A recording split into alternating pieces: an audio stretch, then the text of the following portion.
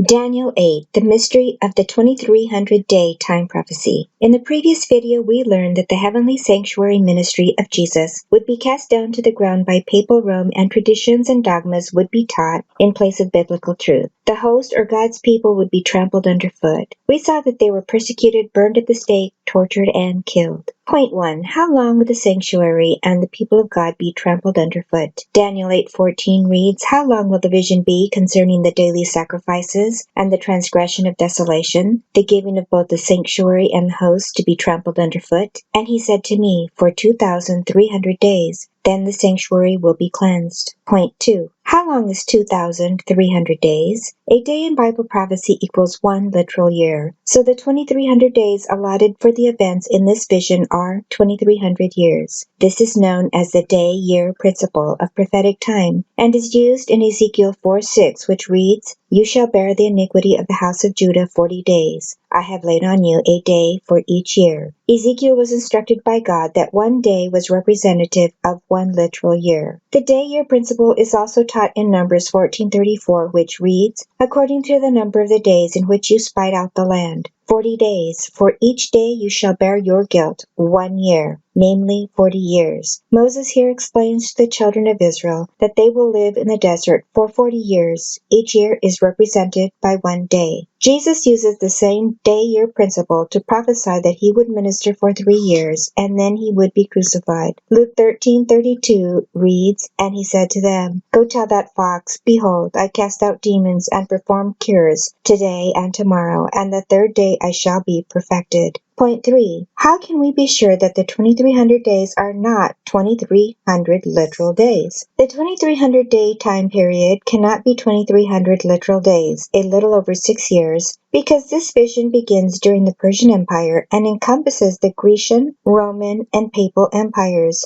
Note that Daniel 8:17 and 19 state that the vision extends to the end of time. Daniel 8:17 reads, "So he came near where I stood, and when he came, I was afraid and fell on my face. But he said to me, Understand, son of man, that the vision refers to the time of the end." Daniel 8:19 reads, "And he said, Look, I am making known to you what shall happen in the latter time of the indignation, for at the appointed time the end shall be." The angel Gabriel clearly states here that the vision extends through all the ages, beginning in the reign of Medo-Persia and extending to the end of time. Point 4. What date is the starting point for the 2,300-day prophecy? The angel does not give the starting date in chapter 8. As the angel Gabriel was explaining the meaning of the vision to Daniel, Daniel became ill. Daniel 8:27 reads, "And I, Daniel, fainted and was sick 4 days. Afterward I arose and went about the king's business." The starting date is given in chapter 9. Daniel was praying and confessing his sins and the sins of his people when suddenly the angel Gabriel returned and finished explaining the vision. Daniel 9:25 reads, "Know therefore and understand that from the going forth of the command to restore and build Jerusalem until Messiah the Prince, there shall be 7 weeks and 62 weeks. The streets shall be built again, and the wall, even in troublesome times."